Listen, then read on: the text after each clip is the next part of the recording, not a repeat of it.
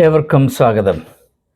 Thiruvananthapuram Peroorkada Ebenezer Marthoma പള്ളിയിൽ നടന്ന ദൗർഭാഗ്യകരമായ സംഭവത്തെ 2-3 വീഡിയോകളിൽ കൂടെ പ്രേക്ഷകരുടെ ശ്രദ്ധയെ ഞാൻ പെടുത്തിയതിൽ വളരെ പ്രതിഷേധിച്ച്, ഞാൻ ദുരുദ്ദേശത്തോടു കൂടെയാണ് പെരുമാറുന്നത്, പ്രവർത്തിക്കുന്നത്,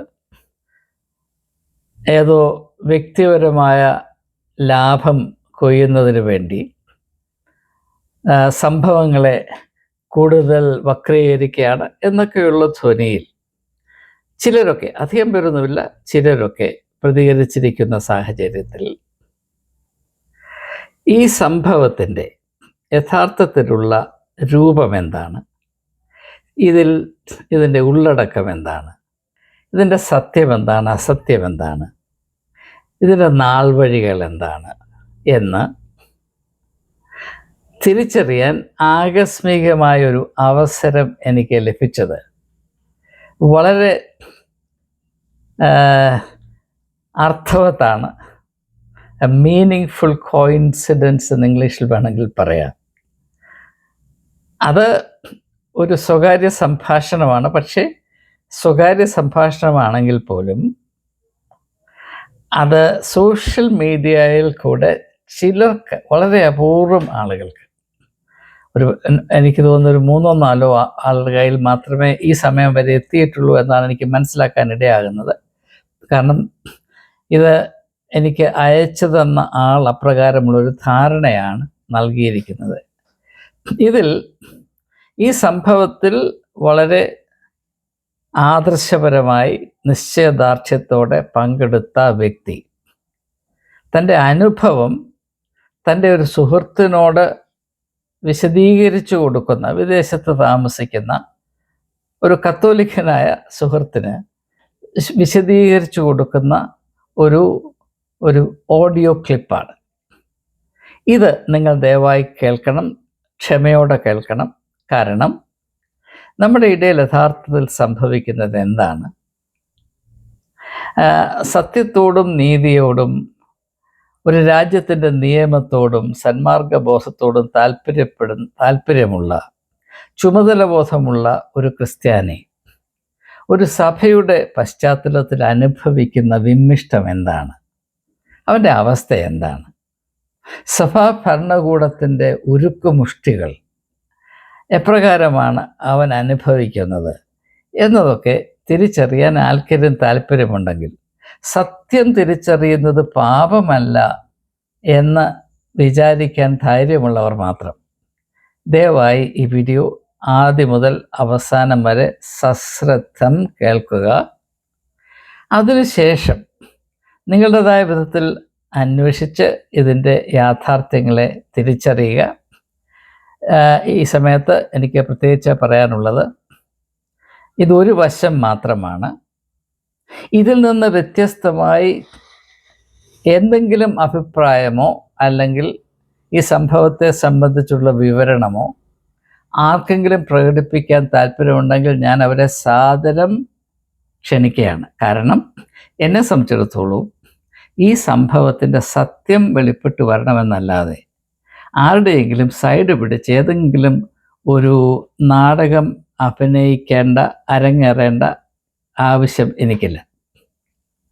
ക്രിസ്ത്യാനിയുടെ ഒരു വലിയ ദുർവിധി എന്താണെന്ന് ചോദിച്ചാൽ, നമ്മുടെ മധ്യത്തിൽ സംഭവിക്കുന്ന കാര്യങ്ങളുടെ സത്യാവസ്ഥ തിരിച്ചറിയാനുള്ള സ്വാതന്ത്ര്യം നമുക്കില്ലാതെ പോയി. അതിൻ്റെ പ്രധാനപ്പെട്ട കാരണം നാം ഭീരുക്കളായി എന്നതാണ്. ഭയപ്പെടുന്നവൻ സ്വാതന്ത്ര്യത്തിന് അർഹതയുള്ളവനല്ല. അവൻ്റെ സ്വഭാവം കൊണ്ട് അവൻ അടിമയാണ്. അതുകൊണ്ട് കാരണമുണ്ടെങ്കിലും ഇല്ലെങ്കിലും വല്ല അണ്ടനെയും അടകോടനെയും ഭയന്ന് മാത്രമേ അവന് ജീവിക്കാൻ അറിയത്തുള്ളൂ. ഗ്രീക്ക് ഫിലോസഫറായിരുന്ന അരിസ്റ്റോട്ടൽ പറഞ്ഞൊരു കാര്യമുണ്ട്. ചില ആളുകൾ അടിമകളായിരിക്കാൻ മാത്രം ജനിക്കുന്നവരാണ്. അവരെ സ്വതന്ത്രരാക്കാൻ പോകുന്നത് തികച്ചും അർത്ഥശൂന്യമായ ഒരു ശ്രമമാണ്. അവർ അടിമത്തം മാത്രമേ അർഹിക്കുന്നുള്ളൂ. അവർ അടിമകളായി തന്നെ തുടരും. എന്നെ വളരെയധികം ചിന്തിപ്പിച്ചിട്ടുള്ള ഒരു വെളിപ്പെടുത്തലാണ്. അങ്ങനെയുള്ള ആളുകളെയാണ് നമ്മളോട് ഭക്തന്മാരെന്നൊക്കെ ഇപ്പോൾ പറയുന്നത്. അത് സത്യാവസ്ഥ വേണ്ടത്ര വിവേചന ശക്തിയോടെ തിരിച്ചറിയാൻ കഴിയാത്തതിൻ്റെ പ്രശ്നമാണ്. ഏതായാലും നിങ്ങൾ ദയവായി ഈ വീഡിയോ കേൾക്കുക. അതിൽ നിന്ന് നിങ്ങൾക്ക് ഈ സംഭവത്തിൻ്റെ സത്യാവസ്ഥ മനസ്സിലാക്കാൻ സാധിക്കും. അതിൽ നിന്ന് എന്തെങ്കിലും എതിർ അഭിപ്രായമുണ്ടെങ്കിൽ ഈ ഒരു ചെറിയ യൂട്യൂബ് സംഗമത്തിൽ കൂടെ ഇതിൽ പങ്കെടുക്കുന്ന എല്ലാവരെയും അറിയിക്കാനുള്ള അവകാശം നിങ്ങൾക്കുണ്ടായിരിക്കും.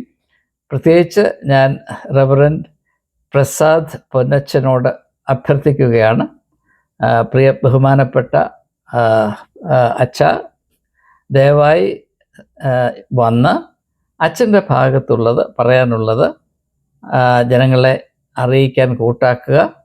ഞാൻ വളരെ ബഹുമാനത്തോടെ അച്ഛനെ സ്വീകരിക്കുന്നതും അച്ഛനാവശ്യമായ എല്ലാ അവസരങ്ങളും വളരെ സ്നേഹത്തോടും ആദരവോടും കൂടെ ഒരുക്കുന്നതായിരിക്കും.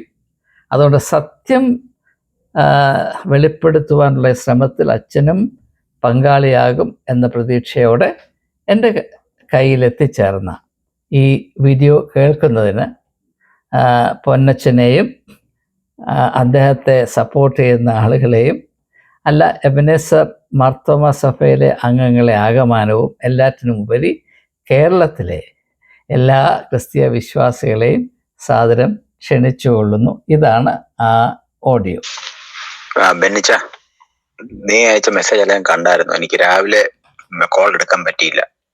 ഇന്ന് രാവിലെ ആ സ്ട്രൈക്ക് വെച്ചിരുന്ന ദിവസമായിരുന്നല്ലോ, അത് മാറ്റി വെച്ചു. എനിക്ക് ഇതിനെ വിളിച്ചറിയിക്കാൻ പറ്റിയില്ല, സോറി. അത് മാറ്റേണ്ടി വന്നു. പർപ്പസ്ഫുള്ളി ആഗ്രഹിച്ചിട്ടല്ല, പക്ഷെ സിറ്റുവേഷൻ നമ്മൾ വിചാരിക്കുന്നിടത്തേക്ക് നിൽക്കുന്നില്ല. റിപ്പോർട്ടുകൾ അനുസരിച്ച് ഇന്നലെ ഒരു ചെറിയൊരു ചാനലിൽ ഈ മാറ്റർ വന്നു. അത് ഭയങ്കരമായിട്ട് അത് ബ്ലാസ്റ്റ് ആയി. രാത്രി ആൾക്കാർ എനിക്ക് ഭയങ്കര ബുദ്ധിമുട്ടാണ് ഉണ്ടാക്കി. കാരണം നാളത്തെ സമരം ഞാൻ ഒറ്റയ്ക്ക് ചെയ്ത്, പ്രത്യേകിച്ച് ഈ കർത്താവിന്റെ നാമത്തിൽ നമ്മളിതൊക്കെ ചെയ്യുമ്പം വേറെ ആരും മുതലെടുക്കരുതെന്നും ഇതിന്റെ ബെനിഫിറ്റ് ദൈവനാമ മഹത്വപ്പെടണമെന്നാണ് നമ്മൾ ചെയ്യുന്നത്, നിനക്കറിയാമല്ലോ തന്നെ. പക്ഷെ അത് പിന്നീട് അത് ഒരുപാട് പൊളിറ്റിക്കലൈസ് ചെയ്തു പോകുന്നൊരവസ്ഥ. അതുപോലെ ഇതിന്റെ സഭയെ സമുദായത്തിനും എഗൻസ്റ്റ് എല്ലാവരും വീണ്ടും അത് മിസ്യൂസ് ചെയ്തൊരവസ്ഥയിലോട്ട് കാര്യങ്ങൾ പോയി. രാവിലെ ചർച്ചയും കാര്യങ്ങളൊക്കെ ഉണ്ടായിരുന്നു. മാറണം, സമരത്തിൽ നിന്ന് മാറണമെന്ന് പറഞ്ഞു. സമരം നമ്മൾ ബേസിക്കലി നിനക്കറിയാലോ, ഞാൻ ശ്രമിച്ചത് ഈ സംഭവം മനസ്സിലായില്ലേ ഏതാണെന്ന്. ആ നവംബർ 9 ഇൻസിഡന്റ് ആണ്. ആ 2 ചെന്നിത്തലയിൽ നിന്ന് വന്ന ഒരു പേഷ്യന്റും വൈഫും എന്ന് പറയുന്നവരെ പരിചയപ്പെടുത്തിയിട്ട് ഇമ്മീഡിയറ്റ് വിതിൻ 1 hour പൈസ കളക്ട് ചെയ്യുന്നു, പോകുന്നു. പിന്നെ അവസാനം ഞാൻ അവിടെ അക്കൗണ്ട് കയറ്റി, അക്കൗണ്ടിൽ തിരിച്ചിറക്കി കൃത്യമായിട്ട് ഇത് മണി വന്നതും പോയതും അത് റെക്കോർഡാക്കി. അത്ര എനിക്ക് ചെയ്യാൻ പറ്റി. അതൊന്നും നമുക്കൊന്നും ചെയ്യാൻ പറ്റില്ല. കാരണം എന്ന് പറഞ്ഞാൽ ഈ മോർണിംഗ് 7:30 കുർബാന തുടങ്ങുമ്പോൾ 7:20 ഒരു കസേരയിട്ടുണ്ട് ഫ്രണ്ടിൽ വന്നിരുന്നിട്ട് എനിക്ക് അച്ഛനെ കാണണമെന്ന് പറയുന്ന ആള് ഞാൻ എന്താ പറയുക? അച്ഛനെ കാണാൻ പറ്റില്ല, കുർബാന തുടങ്ങുമെന്ന് ഞാൻ പറയുന്നു. അപ്പോൾ അച്ഛനെ കാണാൻ പറഞ്ഞിട്ടാണ്. അവസാനം എന്തായി? അച്ഛനോട് പറഞ്ഞ ഒരു കത്ത് കൊണ്ടുവന്നിട്ടുണ്ട്. ആ കത്ത് കൊണ്ടുവന്ന് ആ കുർബാനയുടെ ഇടയ്ക്ക് വായിക്കുന്നു. അതിപ്പോ നവംബർ 9 നീ അത് കേട്ട് കാണും, ഇല്ലെങ്കിൽ ഒന്നുകൂടെ നവംബർ 9 ആ എബനേസർ മാർത്തോമ ചർച്ച് പേരൂർക്കട എന്ന് പറയുന്ന ലൈവ് സ്ട്രീം എടുത്തു കഴിഞ്ഞാൽ കാണാൻ പറ്റും. അതിൽ കൂടെ പെർട്ടിക്കുലർലി അതിൽ കൂടെ ഇത് കാര്യങ്ങൾ വിളിച്ചു പറയുന്നു. എനിക്ക് ഇവരെ അറിയാൻ പറയുന്നു, എനിക്ക് 10 വർഷമായിട്ട് അറിയാം, ഇവരെ സപ്പോർട്ട് ചെയ്യണം, ഫിനാൻസ് കൊടുക്കണം. ഇവര് നിൽക്കുന്ന സ്ഥലം പോലും ഇറ്റ്സ് ലൈക്ക് എ ഡ്രാമ, ഒരു സിനിമ പോലെ തന്നെ തിരക്കഥയിൽ ഇന്ന സ്ഥലത്ത് ഇവർ നിൽക്കും, അവർക്ക് പണം കൊടുക്കണം എന്ന് പറയുന്നു. നമുക്കൊക്കെ ആണെങ്കിൽ this episode is just for എന്താ പറയുക, എനിവേ എന്താ ആയിക്കോട്ടെ. എന്നിട്ട് പറയുന്നു അവസാനം എൻഡ് ഓഫ് ദി ഡേ എന്ത് സംഭവിച്ചു? മണി 1 മണിക്കൂറിൽ കളക്ട് ചെയ്തു, കുറെയൊക്കെ പോക്കറ്റ് തിരുമ്പി കയറ്റി. അവസാനം ഞാൻ റെസീറ്റിലാക്കി അത് കറക്റ്റ് ആയിട്ട് കൊടുത്തു. അദ്ദേഹം തന്നെ അച്ഛൻ തന്നെ പ്രാർത്ഥിച്ച് ഞാൻ കൊടുത്തു വിട്ടു. എന്തു ചെയ്യാനൊക്കും? അതൊരു കമ്മിറ്റിയുടെ തീരുമാനമില്ല. ഈവൻ സ്തോത്ര കാഴ്ച എണ്ണിപ്പോലും തീരുന്നതിന് മുമ്പിട്ടാണ് ഈ ആക്ഷൻ എടുക്കുന്ന ആലോചിക്കണം. നമുക്ക് ഫസ്റ്റ് ഓഫ് ഓൾ എന്താണ്, കുർബാന നടക്കുന്നു, കുർബാന കഴിഞ്ഞു, അവസാനം ജനങ്ങളായിട്ട് ഇന്ററാക്ഷൻ, അത് കഴിഞ്ഞ് അവിടെ ഗസ്റ്റ് വല്ലതുണ്ട് അവരെ കെയർ ചെയ്യണം. അതെല്ലാം കഴിഞ്ഞിട്ടാണ് നമ്മൾ 3-4 പേര് ഈ സ്തോത്ര കാഴ്ച കൗണ്ട് ചെയ്ത് അക്കൗണ്ടിലാക്കി രസീത് എഴുതി അത് പിറ്റേ ദിവസത്തേക്ക് ബാങ്കിൽ അടയ്ക്കാൻ കൃത്യമായിട്ടുള്ള ആളിനെ ഏൽപ്പിക്കും. നമുക്ക് അതിന് പോലുള്ള സമയം കിട്ടാതാണ് അതിന് മുമ്പിട്ട് ഈ പരിപാടി നടത്തി വന്നവന് പണം കൊണ്ടുപോകുക എന്ന ലക്ഷ്യം. ഇനി അത് പോയാലങ്ങ് പോട്ടെന്ന് നോക്കാം. ഒരുപാട് പേരുടെ കോൺട്രിബ്യൂഷൻ പൊയ്ക്കോട്ടെ, 39,000-40,000 രൂപയായിട്ട് പൊയ്ക്കോട്ടെന്ന് വിചാരിക്കാം. അതിനുശേഷം പിന്നെ 1 വീക്ക് കഴിഞ്ഞപ്പോൾ ഈ കക്ഷി എന്നെ വിളിക്കാൻ എനിക്ക് കൂടുതൽ വേണമെന്ന് പറഞ്ഞു. അപ്പൊ എനിക്ക് ഐ സ്മെൽഡ് സംതിങ് ബാഡ്. ഞാൻ പറഞ്ഞിട്ടുണ്ടോന്ന് എനിക്ക് അറിയത്തില്ല. ഞാൻ ജസ്റ്റ് അമൃത ഹോസ്പിറ്റലിൽ നിന്ന് നേരിട്ട് എഴുതി. അങ്ങനെ പേഷ്യന്റും ഇല്ല, അവർ ഈ ഇതിനിടയ്ക്ക് ഞാനീ പറയുന്ന ഇടയ്ക്ക് സംഭവം എന്ന് പറഞ്ഞാൽ ഞാനിത് ബാഡ് സ്മെല്ലാണെന്ന് തിരിച്ചറിഞ്ഞപ്പോൾ അച്ഛനോട് പറയുമ്പോൾ അച്ഛൻ പതുക്കെ അതിനകത്ത് നിന്ന് ഇത് എന്തെങ്കിലും കുറ്റങ്ങൾ പറ്റിയാൽ ക്ഷമിക്കാനാണ് മനുഷ്യനുള്ളത്. മാന്യമായ രീതിയിൽ അത് തെറ്റുപറ്റിപ്പോയെങ്കിൽ അച്ഛനും തെറ്റുപറ്റിയെങ്കിൽ അതല്ല വന്നവന് പൈസയ്ക്ക് വേണ്ടി ആക്രാന്തത്തിൽ തോന്നിവാസം കാണിക്കുവാണെങ്കിൽ അത് പോട്ടെ എന്ന് വിചാരിച്ചിട്ടാണ് പറയുമ്പോൾ വീണ്ടും ഒരു ഫോർജഡ് ലെറ്റർ കൊണ്ടുവന്ന് പിറ്റേ ആഴ്ചയിൽ കൊണ്ട് കയറ്റുന്നത്. ആദ്യം ഒരു സിംഗിൾ പേജ് ആപ്ലിക്കേഷനാണ്, പിന്നെ ഫോർജഡ് ലെറ്റർ വേണ്ടെന്ന് തിരികെ എന്റെ കൊണ്ട് തരുന്നു. എന്റെ കൈ മാത്രമല്ല, ഞാൻ സെക്രട്ടറിയും വൈസ് പ്രസിഡന്റ് ഇരിക്കുന്ന ഒരു മീറ്റിംഗിൽ വേറെ ആൾക്കാരാണ് അത് കൊണ്ടുതരുന്നു. എന്നിട്ട് അതുകൊണ്ട് ഫയൽ കയറ്റുന്നു. ഇത് കണ്ടപ്പോഴേ എനിക്ക് മനസ്സിലായി ഡോക്ടർ അത് എഴുതി വെച്ചേക്കുന്ന 25,000 രൂപ ജീവിതാവസാനം വരെ എല്ലാ മാസം കൊടുക്കണമെന്ന്. Doctor size like that. ഡോക്ടറുടെ ജോലിയാണോ ട്രക്ക് കൺട്രോളറുടെ ജോലിയാണോ ഈ മരുന്നിന്റെ വില നിശ്ചയിച്ച് ഓരോ പേഷ്യന്റിനും കൊടുക്കണം എന്ന് പറയുന്നത്? മരുന്ന് എഴുതുന്ന ഞാൻ കേട്ടിട്ടുണ്ട്. നമ്മളൊക്കെ എന്താ ഈ കോടതിയിലൊക്കെ ഈ സംഭവം വരുമ്പോൾ ആദ്യം പറയുന്നത് ആരെഴുതി എന്തെഴുതി നോക്കത്തില്ല. ഈ എന്താ പറയുക, ഇത്തരത്തിലുള്ള സംഭവങ്ങൾ ഇമ്മീഡിയറ്റ്ലി ഞാൻ അമൃത ഹോസ്പിറ്റലിന് ഇൻ റൈറ്റിംഗ് അല്ല, വെർബലി ഒന്നും അല്ല എഴുതിയപ്പോൾ അവർ പറയും ഇത് ഞങ്ങളുടെ ലെറ്ററേ അല്ല, അങ്ങനെ നോ സച്ച് എ പേഷ്യന്റ്, അങ്ങനെ ഒരു പേഷ്യന്റ് ഇല്ല. പിന്നെ ഈ ഒരു സ്ത്രീ അവിടെ സർജറി കഴിഞ്ഞ് കിടക്കുന്നില്ല, ഗൈനക്കോളജിയിൽ അങ്ങനെ ഒരു പേഷ്യന്റ് ഇല്ല, ഈ ലെറ്റർ ഞങ്ങൾ കൊടുത്തിട്ടുമില്ല. അവർ ഇൻ റൈറ്റിംഗ് എനിക്ക് തന്നേ. ആ റൈറ്റിംഗ് വെച്ചിട്ടാണ് ഞാൻ അവസാനം ഈ അച്ഛനോട് തന്നെ ചോദിച്ചപ്പം അച്ഛൻ ഒരുപാട് അണ്ടർ എസ്റ്റിമേറ്റ് ചെയ്തിട്ട് കാര്യങ്ങൾ പിന്നെയും വഷളാക്കും. പിന്നെയും ഞാൻ എക്സ്ക്യൂസ് കൊടുത്തു. ആ കൾപ്രിറ്റിനെ കൊണ്ട് ഒരു കത്തുമല്ല എഴുതി വാങ്ങിച്ച് തെറ്റ് ചെയ്തു പോയി. നമ്മൾ ഈ എല്ലാ സമുദായത്തിലും സഭയിലും ഇങ്ങനെയുള്ള പ്രശ്നങ്ങളൊക്കെ ഉണ്ട്. പക്ഷെ അതൊക്കെ എന്താ ചെയ്യുന്നത്? മാപ്പ് കൊടുത്ത് വേണ്ട കേസിലാണെങ്കിൽ ഒരുത്തരെ നന്നാക്കി വിട്ട് തുറക്കത്ത് പോകാൻ നിത്യതയിലേക്ക് പോകാനായിട്ട് സുവിശേഷം കൊടുത്തു വിടും. അതല്ല കുഴപ്പക്കാരനാണെന്ന് കണ്ട അവസാന സ്റ്റെപ്പ് മാത്രമാണ് അവർ ആക്ഷൻ എടുക്കുന്നത്. ഇവിടെ ഇത് സത്യം പറഞ്ഞാൽ ഈ അച്ഛനും എക്സ്ക്യൂസ് കൊടുത്തതാണ്. എങ്ങനെയും ആയിപ്പോട്ടെ, പ്രാർത്ഥിച്ച് വിഷയം തീർക്ക്, ആ കത്ത് വായിച്ച് തീർക്കെന്ന് പറഞ്ഞപ്പോൾ അപ്പോഴും പിന്നെ അത് പിന്നെയും അത് പ്രശ്നം ഉണ്ടാക്കിക്കൊണ്ടിരിക്കുക. At end of the day എനിക്ക് തല വട്ടായപ്പോഴാണ് ഞാൻ മെത്രാനോട്, ഞങ്ങളുടെ മെത്രാനെ അറിയാമായിരിക്കല്ലോ, ഞങ്ങളുടെ ബിഷപ്പ് ഹൗസിൽ മണ്ണന്തലയാണ്, ഞാനിത് ഇൻ റൈറ്റിംഗ് എവറി ഡോക്യുമെന്റ് എഴുതിയും കൊടുത്തു. എല്ലാ ഡോക്യുമെന്റും കൊടുത്തപ്പം മെത്രാപ്പോലിത്തയുടെ സ്റ്റാൻഡ് എന്ന് പറഞ്ഞാൽ 4-ാം നൂറ്റാണ്ടിലെ സ്റ്റാൻഡാണ്. ഇപ്പോഴും റോമാ സാമ്രാജ്യം ഇപ്പോഴും നിൽക്കുന്നുള്ള രീതിയിലാണ്, ജുഡീഷ്യറി ഒന്നും വന്ന് അറിഞ്ഞില്ലെന്നുള്ള രീതിയിലാണ്. മെത്രാപ്പോലിത്ത എന്താ ചെയ്യുന്നത്? എന്നാൽ ആക്ഷൻ എടുക്കുന്ന സമയത്ത് ആക്ഷൻ എടുക്കണം. ഈവൻ അറ്റ്ലീസ്റ്റ് ആ ലെറ്ററെങ്കിലും വായിപ്പിച്ച് ഇത് ക്ലോസ് ചെയ്ത് കളയണം. നമ്മൾ എപ്പോഴും എന്താ പറയുക, എപ്പിസ്കോപ്പൽ ഹൈറാർക്കി എന്ന് പറഞ്ഞാൽ നമ്മൾ സാധാരണ പ്രസംഗിക്കുമ്പോൾ പറയാറില്ലേ, ഒരു 4 സ്റ്റെപ്പിൽ കിടക്കുന്ന ഒരു മാറ്ററാണ്. അച്ഛനെ കൊണ്ട് സഭ ഒതുങ്ങിയ പറയുന്ന കേട്ട് നിൽക്കണം അടിമകൾ, അതും അല്ലെങ്കിൽ വികാരി ചെയ്യാനുള്ള പറയും കേട്ടോടിക്കണം. അപ്പുറത്ത് അതും അല്ലെങ്കിൽ മെത്രാന്റെ അടുത്ത് കിട്ടിയാലും അതുമല്ല മെത്രാപ്പോലി 4 വട്ടം നിൽക്കാത്തവൻ പിന്നെ അവൻ എന്താ പറയാ, അവൻ അനുസരണം കിട്ടവനായി മാറുക. അത് ക്രൈം അതിനകത്തുണ്ടെങ്കിലും എന്തുണ്ടല്ലോ, ഈ ക്രൈമിനൊക്കെ ജസ്റ്റിഫൈ ചെയ്ത് അതിനെ ജുഡീഷ്യറിയുടെ നിൽക്കുന്ന സമയത്ത് പോലും ഇതൊക്കെ നമ്മൾ കേൾക്കുന്നതെന്ന് മനസ്സിലാക്കണം. എനിവേ മെത്രാന്റെ അടുത്ത് നമ്മുടെ എപ്പിസ്കോപ്പ തിരുമേനിയുടെ അടുത്ത് ചെല്ലുമ്പോഴും ഒരു ആൻസറിനപ്പുറം ഇങ്ങനെ ഡ്രാഗ് ചെയ്യുന്നൊരവസ്ഥ. എനിക്ക് സത്യം പറഞ്ഞാൽ അറിയാലോ, ഒന്നുകിലും കർത്താവിനോടൊപ്പം നിൽക്കണം, അല്ലെങ്കിൽ തെറ്റിന് കൂടെ ഇരുന്നിട്ട് ഈ പറഞ്ഞ കാര്യത്തിന് അനങ്ങി പോകണം. രണ്ടും കൂടെ എന്നെ കൂടെ വരും, ഏതെങ്കിലും ഒന്നിനെ പറ്റും. എനിക്കിപ്പം നിത്യത എപ്പോഴും കർത്താവിന്റെ കൂടെ നിൽക്കുന്നത് എനിക്കിഷ്ടം. കാരണം അന്നേയല്ല, കർത്താവ് തന്നെ പറയുന്നില്ലേടോ എന്റെ സഭ ശുദ്ധീകരണത്തിന്റെ സ്ഥലമാണെന്ന്. ഇപ്പൊ താഴെ തട്ടിന്ന് ശുദ്ധീകരണം തുടങ്ങേണ്ട അവസ്ഥ എന്താ? മേളിൽ നിന്ന് വരേണ്ട ശുദ്ധീകരണം താഴെ നമ്മൾ നടത്തുക. എന്തിനാ പിന്നെ കർത്താവിന്റെ സുവിശേഷം നമ്മൾ പറഞ്ഞുകൊണ്ട് നിൽക്കുന്നത്? എല്ലാ ദിവസവും അവിടെ പോയിട്ട് ഇത്തരത്തിലുള്ള സുവിശേഷം നമുക്ക് എന്തിനാ? ചിലപ്പോഴൊക്കെ മടുപ്പ് തോന്നും, ബാഗ് എടുത്ത് പാസ്പോർട്ട് എടുത്ത് പോയേക്കാമെന്ന് തോന്നും. കാരണം കാണുന്നതിൽ 90% ഇത്തരം കാര്യങ്ങളാണ്. ഇതിന്റെ കുഴപ്പമെന്ന് പറഞ്ഞാൽ നമ്മുടെ സഭയിൽ ഒരുപാട് നല്ല ആൾക്കാരുണ്ട്. എല്ലാ സഭയ്ക്കും ഉണ്ട്. തന്റെ സഭയെ ഞാൻ കുറ്റം പറയായിരുന്നു പണ്ട്, കത്തോലിക്ക സഭയെ. പക്ഷെ ഞാൻ ഇപ്പം പറയുക, എല്ലായിടത്തും ഉണ്ട് ഈ കുഴപ്പം. ഇവിടെ പ്രശ്നം അവിടെ നല്ല വിശ്വാസികൾ ഒത്തിരി പേരുണ്ട്. അവരുടെ മുമ്പിലാണ് ഈ വികലമായ രീതിയിൽ കർത്താവിനെ ചിത്രീകരിച്ച് കാണിക്കുന്നത്. അപ്പൊ ഈ ഇത്തരത്തിലുള്ള കാര്യങ്ങളുമുണ്ട്. അപ്പോൾ ആക്ഷൻ എടുത്ത് കൊടുക്കേണ്ട കൊടുത്ത് വിട്ടാലുണ്ടല്ലോ, അനേകം പേര് കർത്താവിലേക്ക് വരും, അനേകം പേര് കർത്താവിന്റെ രാജ്യത്തിന്റെ ഭാഗമാവും. അതാണല്ലോ സുവിശേഷം എന്ന് പറയുന്നത്. നമ്മളിപ്പോ കീഴിൽ മേപ്പോട്ട് പഠിപ്പിക്കേണ്ട ഒരു അവസ്ഥ. എനിവേ എപ്പിസ്കോപ്പയുടെ അടുത്തുനിന്ന് ഒരു ആൻസർ ഒന്നും ഇല്ല, ഇങ്ങനെ രാഗ് ചെയ്ത് പോവാ. മടുത്തു കഴിഞ്ഞപ്പോ ഞാൻ നമ്മുടെ മെത്രാപ്പോലിത്തയ്ക്ക് എഴുതി കാത്തിരുന്നു. അപ്പോഴും റിപ്ലൈ ഒന്നും ഇല്ല. ഇത് സ്ഥിരം നടക്കുന്ന നമ്മുടെ പരിപാടിയാണ്, ഇങ്ങനെയുള്ള പരിപാടിയാണെന്ന രീതിയിലാണ്. ലാസ്റ്റ് ആഫ്റ്റർ 7 days ഞാൻ ഡിക്ലെയർ ചെയ്ത്, ഇൻഡിഫൻസ് സ്ട്രൈക്ക് ഡിക്ലെയർ ചെയ്തു. വേറെ മാർഗമില്ല, എന്തോ ചെയ്യാനൊക്കും. ഡിക്ലെയർ കഴിഞ്ഞപ്പോഴത്തേനായി സ്റ്റാർട്ടഡ് ഗെറ്റിംഗ് റിപ്ലൈ വരുന്നു, ഇതൊന്നും പോവരുന്നായി. എന്തിനപ്പോ ഞാൻ 2-2.5 മാസക്കാലം പുറകെ ഒരു വിശ്വാസിയായി ഞാൻ നടക്കുമ്പോ, ഞാനൊരു അഡ്വക്കേറ്റ് ആയിട്ടോ അല്ല ഒരു പ്രൊഫഷണൽ ആയിട്ടോ ഒന്നും അല്ല ഞാൻ പുറകെ പോയത്. വെറും ഒരു വിശ്വാസിയായിട്ട് എന്റെ ജോലിയുടെ ഭാഗത്ത് നടന്ന ഒരു ക്രൈമാണ്. ഞാൻ ജോലി ചെയ്തുകൊണ്ടിരുന്ന സമയത്ത്, ഞാൻ അക്കൗണ്ട്സ് ട്രസ്റ്റി ആയിട്ടിരിക്കുന്ന സമയത്ത് നടന്നൊരു ക്രൈം ഞാൻ നോക്കിയില്ല, പിന്നെ ആര് നോക്കണം? നാളെ ഞാൻ സ്വർഗത്തിലെല്ലാം എന്റെ കർത്താവ് ചോദ്യമുണ്ട്, നിന്നെ ഏൽപ്പിച്ചിരുന്നൊരു സമയമുണ്ട്, നീ ആർക്ക് വേണ്ടി കണ്ണടച്ചു? നിനക്ക് നിയമത്തിന്റെ പ്രൊട്ടക്ഷൻ ഉണ്ടായിരുന്നു, നീ ട്രസ്റ്റി ആയിരുന്നു. ഈ സമയത്താണ് ഇങ്ങനെയൊക്കെ വൃത്തിയായിട്ട് നടക്കുന്നത്. നാളെ അതിന്റെ ഡബിൾ നടക്കുമ്പോൾ നിനക്ക് ചോദിക്കാൻ പറ്റുമോ? ഞാൻ ആരോട് ഉത്തരം പറയണം? താൻ പറ. ഞാൻ അതുകൊണ്ട് റിയാക്റ്റഡ് വെൽ. ഞാൻ പ്രോപ്പറായ with the evidence of the documents I reacted well. ഞാൻ എന്നിട്ട് എന്ത് ചെയ്തു? അത്ര പോലത്തെ അടുത്ത ലാഗിങ് വന്നപ്പോൾ ഞാൻ I declared my indifference crime. അപ്പോഴും ഞാൻ വളരെ ശ്രദ്ധിച്ചു കർത്താവിന്റെ നാമം മോശമാവരുത്. രണ്ട്, സഭ എന്ന് പറയുന്ന ഒരു തട്ട് എല്ലായിടത്തും ഓരോ സമുദായങ്ങളും സഭകളും മർത്തോമായാലും ഓർത്തഡോക്സ് ആയാലും അവർക്കൊന്നും കോട്ടം വരരുത്. മൂന്ന്, ആരെയും പിടിച്ചു വലിച്ചുകൊണ്ട് പോകരുത്. ഞാൻ ഒറ്റയ്ക്ക് ഡിക്ലെയർ ചെയ്തു. എന്നിട്ട് ഞാൻ സമയം കൊടുത്തു. പോലീസിനെ അറിയിച്ചു, കമ്മീഷണർ നീ കണ്ടായിരുന്നല്ലോ, കമ്മീഷണർക്ക് ഞാൻ പറഞ്ഞിരുന്നു. കമ്മീഷണറെ അറിയിച്ചു, SHO അറിയിച്ചു, സ്പെഷ്യൽ ബ്രാഞ്ച് അതിനെ പലപ്പോഴും വിളിച്ച് എന്റെ ഹെൽത്ത് ഒക്കെ അന്വേഷിച്ചുകൊണ്ടിരുന്നു.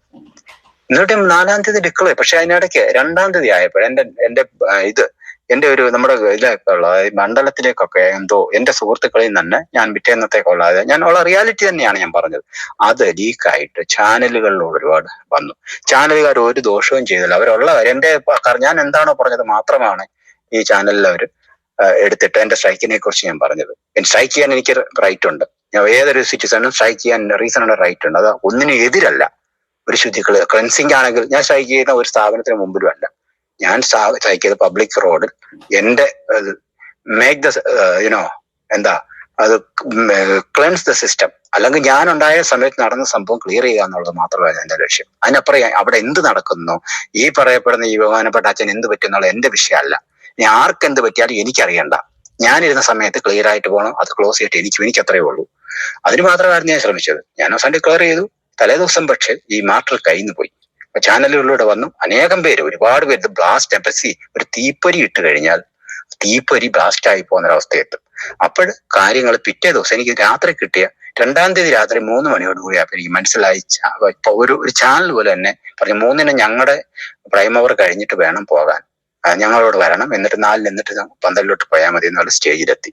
പൊളിറ്റിക്കൽ പാർട്ടികൾ മാത്രമല്ല ഒരുപാട് പേര് പല സഭയിലും ഉള്ളവർ വിളിക്കുന്നു, രാവിലെ വരാൻ എത്തുന്നു. നമ്മുടെ വലിയൊരു പ്രാസംഗി, പേര് പറയുന്നില്ല, വലിയൊരു പഴയ കാലത്തെ വലിയൊരു മരമണ്ണൊക്കെ പ്രസംഗിച്ചിട്ടുള്ള വലിയൊരാള്, ഡൽഹിയിലുള്ള പഴയ ഒരു പേരിയായിട്ട് പറയുന്നത് നമ്മുടെ ഒരു പൊളിറ്റിക്കൽ ഹോൾഡൊക്കെ ഉള്ള ആള്. അദ്ദേഹം എന്നെ രാവിലെ വിളിക്കുകയൊക്കെ ചെയ്തു. പന്തലി വന്നിട്ട് എന്നെ വിളിച്ചു. പക്ഷെ പന്തലപ്പം ഞാൻ സംഭവമില്ലായിരുന്നല്ലോ. അപ്പം ഇവരെല്ലാം കർത്താവിന്റെ വേല ചെയ്യുന്നവരെ ഇവരൊക്കെ അപ്പൊ അത്രത്തേനും കാര്യങ്ങൾ കൈവിട്ടപ്പോ എനിക്ക് അപ്പോഴാണ് എനിക്ക് 2 നിർദ്ദേശങ്ങൾ വരുന്നത്. ഒന്ന്, നമ്മുടെ സഭാ നേതൃത്വത്തിൽ നിന്ന് സഭയെ കൂടുതലേക്ക് വലിച്ചടിക്കരുതെന്ന്. ഞാൻ ആഗ്രഹിക്കുന്നു അതാ, വലിച്ചടിക്കരുതെന്ന്. കാരണം അത് കൈ നിൽക്കത്തില്ല. സൊല്യൂഷൻ കാണാതിരുന്ന ഇനി എനിക്ക് അവസരമുണ്ട്. ഞാനപ്പം 1-ാമത്തെ കാര്യമാണ്. അപ്പൊ ഞാനും വിചാരിച്ചു, ഞാനായിട്ട് ക്രിസ്തീയ വിശ്വാസത്തെ അല്ല ഞാൻ ചെയ്തത്, ക്രിസ്തീയ വിശ്വാസം ഉറപ്പിക്കുകയോ ചെയ്തത്. എന്നാലും ഞാനായിട്ട് ഒരുപാട് പേര് അങ്ങോട്ടും ഇങ്ങോട്ടും ധരിക്കുന്നവരോ എല്ലാ ക്രിസ്ത്യാനികളും ഇങ്ങനൊക്കെ ഈ ക്രിസ്തു ഇങ്ങനത്തെയാണോ, എന്താ പ്രതികരിക്കുന്നത്, അല്പവിശ്വാസികളുണ്ട്. അവർ പ്രതികരിക്കുന്ന ഒരവസ്ഥ ഒഴിവാക്കാൻ വേണ്ടി ഞാനത് 2, ഇന്ത്യ പോലുള്ള രാജ്യത്ത് എനിക്കറിയാമല്ലോ, ഇപ്പൊ നമ്മള് UK-ലാണെങ്കിലോ ന്യൂസിലൻഡിലാണെങ്കിലോ ഈ വിഷയം ഇല്ല. കാരണം അവിടെ ആരും ഈ കാസ്റ്റ്, ക്രീഡ് അല്ലെ റിലീജിയൻ ഒന്നും തലവെക്കത്തില്ല. ഇവിടെ അങ്ങനല്ല. ഇതെല്ലാം ഒരു പൊളിറ്റിക്കൽ ഒരു അജണ്ടയാണ്. അപ്പൊ അതിനകത്ത് ഒരുപാട് ഡിസ്കഷൻ, മീഡിയ ഫ്രീഡം ഉള്ള ഒരു രാജ്യമാണ്. അതും കൂടെ കയറി വന്നൊരവസ്ഥ എത്തി. പല പാനിക്കായി. ഞാൻ 3-ാം തീയതി 4 മണിക്ക് ഒരുപാട് ചിന്തിച്ചിട്ട് ഒരുപാട് ഡിസ്കസ് ചെയ്തിട്ട് മാറ്റി വെക്കുക ചെയ്തത്. കാരണം മാറ്റി വെക്കുമ്പോൾ ഞാൻ എന്നോട് പറഞ്ഞാലും ചെയ്തു കൊടുത്തിട്ടുണ്ട്, സഭയെ രക്ഷിക്കണം, സഭ ഇനി മുമ്പോട്ട് സഭയെ ഒന്നും വലിച്ചടിക്കരുത്, രക്ഷിച്ചു. ഞാൻ ഒരിക്കലും പറഞ്ഞില്ല അതിന്റെ റിസൾട്ട് എന്തോ ചെയ്യണമെന്ന്. അതേ പറഞ്ഞ അച്ഛനെ മാറ്റാന്നുള്ളത്. അവർക്ക് വേണേ മാറ്റട്ടെ. അവർക്ക് മാറ്റിയില്ല, അവർക്ക് പോയി. കാരണം മാറ്റി വെച്ച മാറ്ററാ. സഭയുടെ സമുദായത്തിന്റെയും കെട്ടുറപ്പും അനേകം പേരുടെ സുവിശേഷം എത്താനും ശുദ്ധീകരണം നടക്കാനും ഉത്തരവാദിത്തം എനിക്കല്ല, ഞങ്ങളുടെ മർത്തോമാ സഭയ്ക്കാ. അവരത് ചെയ്യും. എനിക്ക് ഒറ്റയ്ക്കൊരു സുവിശേഷം പറയാനുള്ള ഉത്തരവാദിത്തം എനിക്കുള്ളൂ. മർത്തോമാ സഭയ്ക്ക് അല്ല മറ്റു ഉത്തരവാദിത്തങ്ങളുണ്ട്. അവർക്കത് പറ്റുമെങ്കിൽ അവർ ചെയ്യട്ടെ. ചെയ്തില്ലെങ്കിൽ ഇന്നല്ലെങ്കിൽ നാളെ അവര് ക്ലൻസിങ്ങിന് ഏതെങ്കിലും ഒരു അച്ഛന് റിട്ടയർമെന്റ് വരെയും ശമ്പളം കൊടുക്കാനുള്ള ഒരു മേഖലയാക്കി ഈ കാര്യം ഇത്തരത്തിലുള്ള സംഭവങ്ങളെ മുന്നോട്ട് കൊണ്ടുപോവുകയാണെങ്കിൽ അത് ദൈവം കൂട്ടം നിൽക്കത്തില്ല. കാരണം ഞാൻ ചിലപ്പോൾ എന്നിലൂടെ തന്നെ കുറെ കഴിയുമ്പോൾ ഈ സംഭവം, കാരണം എനിക്കൊന്നും ഇങ്ങനെ അനീതിക്കൊന്നും കൂടെ നിൽക്കാൻ പറ്റത്തില്ല. എനിക്ക് നഷ്ടപ്പെടാനൊന്നുമില്ല. നല്ലൊരു വിശ്വാസിക്ക് നഷ്ടപ്പെടാൻ ഒന്നുമില്ല. കാരണം മരിച്ച് ഇത്രേ പോകാൻ വേണ്ടി കാത്തിരിക്കുന്നത് എന്തോ നഷ്ടപ്പെടാനാ. അപ്പൊ അവര് സ്വാഭാവികമായിട്ടും പ്രതികരിക്കും. കുറച്ച് സമയം കാത്തിരിക്കും, 1 മാസം 1.5 മാസം കാത്തിരിക്കും. അപ്പോഴിത് നടക്കുന്നില്ല എന്നുണ്ടെങ്കിൽ സ്വാഭാവികമായിട്ടും അവർക്ക് ധാരാളം സപ്പോർട്ട് പിന്നെയും കിട്ടും. ഞാൻ ഈ ഓഡിയോ ഇവിടെ അവസാനിപ്പിക്കുകയാണ്. ഇനി 2-3 മിനിറ്റ് കൂടെ ഉണ്ട്. എങ്കിലും ഈ ഓഡിയോ ഞാൻ കേട്ടപ്പോൾ എൻ്റെ മനസ്സിൽ ഏറ്റവും ശക്തമായി പതിച്ചത്, സത്യസന്ധമായി താൻ ഏറ്റെടുത്ത ചുമതല നിർവഹിപ്പാൻ താല്പര്യപ്പെടുന്ന ഒരു വ്യക്തിക്ക് ഒരു സഭയ്ക്കുള്ളിൽ അനുഭവിക്കേണ്ടി വരുന്ന ശ്വാസം മുട്ടലിന് പറ്റിയാണ്. നിങ്ങൾ ഇതെങ്ങനെ മനസ്സിലാക്കുന്നു, അനുഭവിക്കുന്നു എന്ന് എനിക്കറിയില്ല. ഇത് വളരെ ശ്രദ്ധിക്കേണ്ട ഒരു കാര്യം തന്നെയാണ്. ഒരു സിസ്റ്റം അല്ലെങ്കിൽ ഒരു സമൂഹം അധപ്പതിച്ചു എന്നതിൻ്റെ ഏറ്റവും വലിയ ഒരു എന്താണ് പറയുന്നത്, തെളിവ്, സൂചന, ആ സിസ്റ്റത്തിനകത്ത് നല്ലവരായ ആളുകൾ, സത്യസന്ധരായ ആളുകൾ എത്രമാത്രം ശ്വാസം മുട്ടുന്നു എന്നത് മാത്രം നോക്കിയാൽ മതി. ഒരു സിസ്റ്റത്തിനകത്ത് കള്ളന്മാരും കൊള്ളക്കാരും നെഞ്ചു പിരിച്ച് നടക്കുന്നു എന്ന് പറഞ്ഞാൽ പിന്നെ കൂടുതലായിട്ടൊന്നും തെളിവ് ആവശ്യമില്ലല്ലോ. അപ്പോൾ ഈ ഒരു വ്യക്തി, അദ്ദേഹം ഏറ്റെടുത്തിരിക്കുന്ന ചുമതല സത്യസന്ധമായി നിർവഹിക്കണം. അത് സാധ്യമല്ല എന്ന് വന്നാൽ എന്തു ചെയ്യും? ഇത് അവഗണിക്കാവുന്ന കാര്യമാണോ? രണ്ടാമത്, സഭയുടെ കാര്യം വെളിയിലോട്ട് പോകരുത്.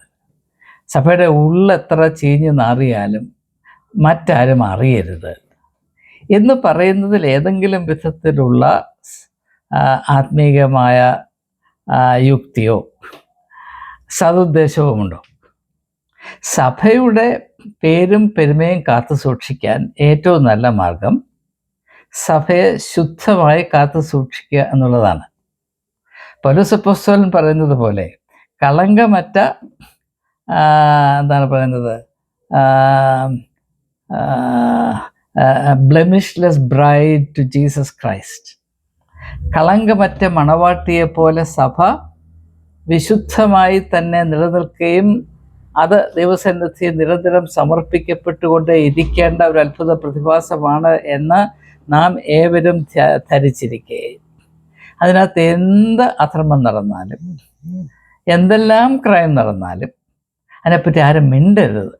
അതാണ് സഭയോട് കാണിക്കാവുന്ന ഏറ്റവും വലിയ സ്നേഹം, കൂറ് അല്ലെങ്കിൽ നന്മ എന്ന് വിശ്വസിക്കണമെങ്കിൽ നമ്മുടെ അവസ്ഥ എന്താണ്? ദയവായി മനസ്സിലാക്കുക. മൂന്നാമത് തന്നെ പ്രത്യേകമായി സ്പർശിച്ചൊരു കാര്യം സഭാ നേതൃത്വത്തിൻ്റെ സമീപനമാണ്.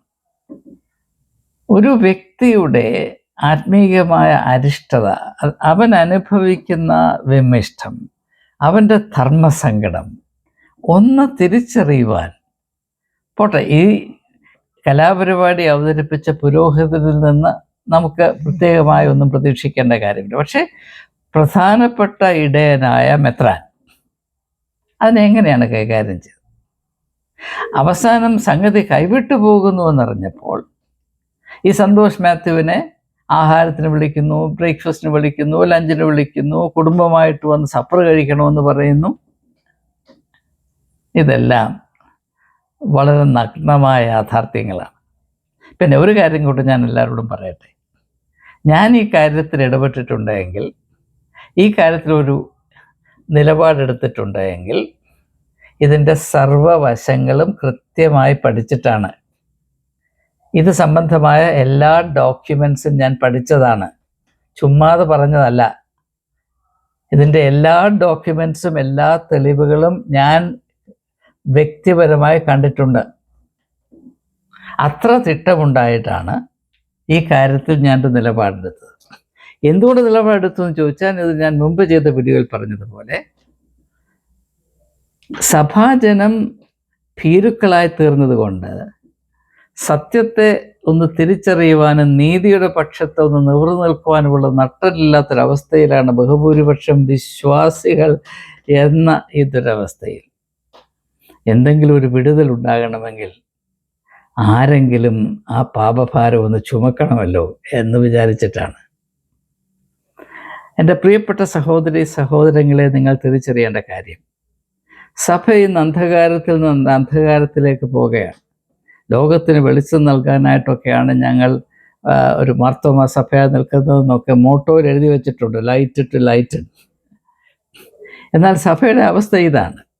ഇത് ഒരിടത്തു നിന്നല്ല, രണ്ടിടത്തു നിന്നല്ല, 10 ഇടത്തു നിന്നല്ല, പലയിടങ്ങളിൽ നിന്ന് എനിക്ക് ഫീഡ്ബാക്ക് കിട്ടുന്നുണ്ട്.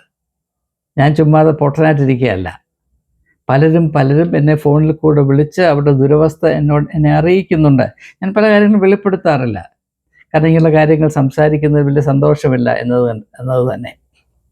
പക്ഷേ നിങ്ങൾ ഏവരും അറിയേണ്ട കാര്യം, സാഹചര്യം ഇങ്ങനെ കൂടുതൽ കൂടുതൽ അനുദിനം വഷളായിക്കൊണ്ടേയിരിക്കുന്നതിൻ്റെ ഏക കാര്യം നാം ഭീരുക്കളാണ് എന്നതുകൊണ്ടാണ്. ഇറ്റ്സ് ആ cowardice that makes the church more and more shameless and emboldened to go from bad to worse. അതുകൊണ്ട് ഇതിൻ്റെ ഉത്തരവാദിത്വം നമ്മുടെ എല്ലാവരുടെയും തലയിലുണ്ട്. എസെക്കിയേൽ പ്രവാചകന്റെ പുസ്തകത്തിൽ 3-ാം അധ്യായത്തിൽ പ്രവാചകന് നൽകുന്ന ഒരു നിർദ്ദേശമുണ്ട്. ആരെങ്കിലും അനാശാസ്യമായ വഴിയിൽ സഞ്ചരിക്കുന്നത് കണ്ട് നീ അവനെ ഉപദേശിച്ചില്ല എങ്കിൽ, അതിനെപ്പറ്റി നീ ഒരു നിലപാടെടുക്കുന്നില്ല എങ്കിൽ അവൻ നശിക്കും, പക്ഷേ അവൻ്റെ രക്തം ഞാൻ നിന്നോട് ചോദിക്കും എന്ന് പറയുന്നുണ്ട്. നമുക്ക് ഏവർക്കും ഒരു കടമയുണ്ട്, ഒരു ചുമതലയുണ്ട്. യേശു പറഞ്ഞു, ദൈവത്തെ ആത്മാവിലും സത്യത്തിലും ആരാധിക്കണം എന്ന് പറഞ്ഞ അർത്ഥം എന്താണ്? സത്യത്തെ തിരിച്ചറിയുകയും സത്യത്തിന് വേണ്ടി നിൽക്കുകയും ചെയ്യാത്തവൻ ആരാധിക്കാൻ യോഗ്യതയില്ല എന്ന് തന്നെയാണ് അതിൻ്റെ അർത്ഥം. ആരാധനയെ പറ്റിയുള്ള നമ്മുടെ ധാരണ എന്താണ്? എല്ലാ കള്ളത്തരത്തിൻ്റെ മേലും, എല്ലാ അനീതിയുടെ മേലും, എല്ലാ വർഷത്തിൻ്റെ നേരെയും കണ്ണടക്കി. ഈ ഒരു അവസ്ഥയ്ക്ക് ഒരു വ്യത്യാസം വരണം, വന്നേ മതിയാകെയുള്ളൂ. നാം അപകടത്തിൻ്റെ വക്കിലാണ്. യേശു പറഞ്ഞു, ഉപ്പിന് കാരമില്ലാതെ പോയാൽ പിന്നെ അതിനെ എന്തുകൊണ്ട് ഗുണം വരുത്താം? അത് വെളിയിൽ എറിഞ്ഞു കളഞ്ഞിട്ട് മനുഷ്യനെ ചവിട്ടി മെതിക്കാനല്ലേ കൊള്ളുകയുള്ളൂ. നാം ചവിട്ടുകൊള്ളാൻ പോകുകയാണ്. ഈ പോക്കാണെങ്കിൽ കേരളത്തിൻ്റെ മണ്ണിൽ, ഭാരതത്തിൽ നാം ചവിട്ടുകൊള്ളാൻ പോകുകയാണ്. നിനവയ്ക്ക് സംഭവിച്ചത്, നിനവയ്ക്ക് കൊടുത്ത ദൂത്, കൂട്ടം കൂട്ടമായി നാം ആയിരിക്കുന്ന അവസ്ഥയുടെ ഭീകരത തിരിച്ചറിഞ്ഞ് മാനസാന്തരപ്പെട്ട് ജീവൻ്റെ മാർഗത്തിലേക്ക് മടങ്ങി വരുവാൻ ഇടയാകട്ടെ എന്ന പ്രാർത്ഥന മാത്രമാണ് ഈ ഇടപെടലിൽ ഉണ്ടായിട്ടുള്ളത് എന്ന് ഏവരെയും അറിയിച്ചുകൊണ്ട് നിങ്ങൾ ദയവായി ചിന്തിക്കണം, നമ്മുടെ അവസ്ഥ തിരിച്ചറിയണമെന്ന് ഒരിക്കൽ കൂടെ ആവർത്തിച്ച് അഭ്യർത്ഥിച്ചുകൊണ്ട് വാക്കുകൾ ഉപസംഹരിക്കുന്നു. നമസ്കാരം.